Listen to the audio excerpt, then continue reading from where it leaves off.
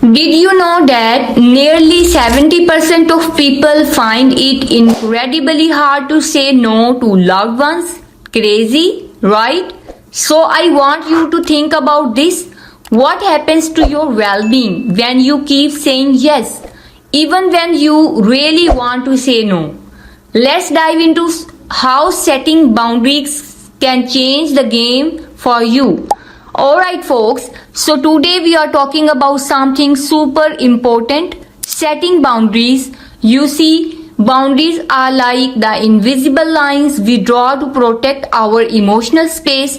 They help us maintain healthy relationships with the people we love.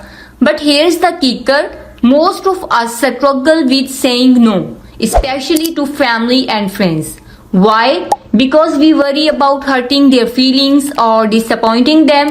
But here's the truth, if we don't set these boundaries, we risk our own mental health and happiness. So let's break it down and explore why saying no is not only okay but essential for our well being.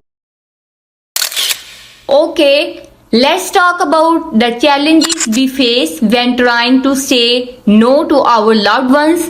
First up, there's guilt.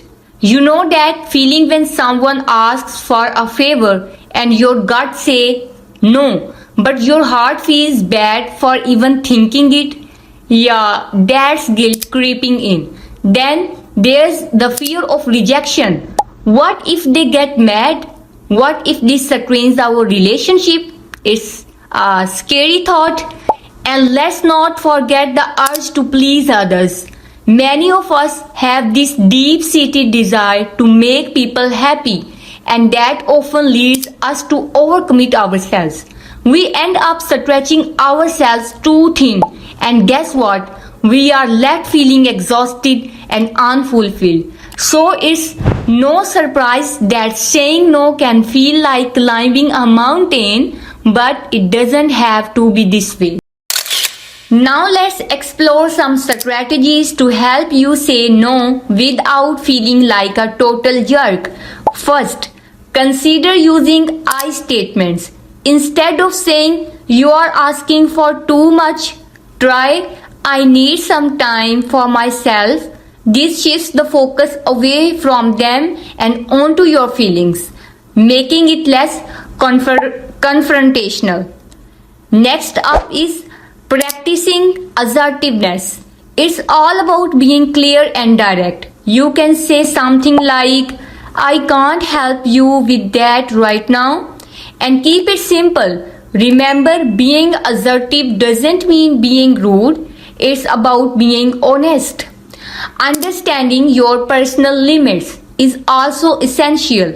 Take some time to reflect on what you can realistically handle. When you know your boundaries, it becomes easier to communicate them. And finally, practice makes perfect. The more you say no, the easier it gets. Try it in low stakes situations first and build your confidence. Let me share a quick story. A while back, I had a friend who always asked me to help with her projects. I loved helping her, but it started to feel overwhelming. One day, I finally said no, explaining that I had my own commitments. You know what? She was surprised, but she respected my boundaries, and get this, our friendship actually grows stronger because I wasn't constantly stressed out. This experience taught me that setting boundaries is a form of self-care. You deserve that too. So to wrap things up, let's recap the main strategies we talked about today. Remember to use I statements to express your needs. Practice assertiveness to be clear and direct. And know your personal limits. Saying no isn't selfish. It's necessary for your emotional well-being. By setting boundaries, you are not just taking care of yourself, you are also fostering healthier relationships with your loved ones.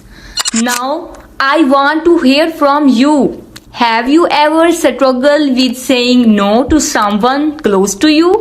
Share your stories and tips in the comments below, and don't forget to check out my other videos on mental health, psychological disorders, and psychology education. Until next time, remember, it's okay to say no. Thank you so much.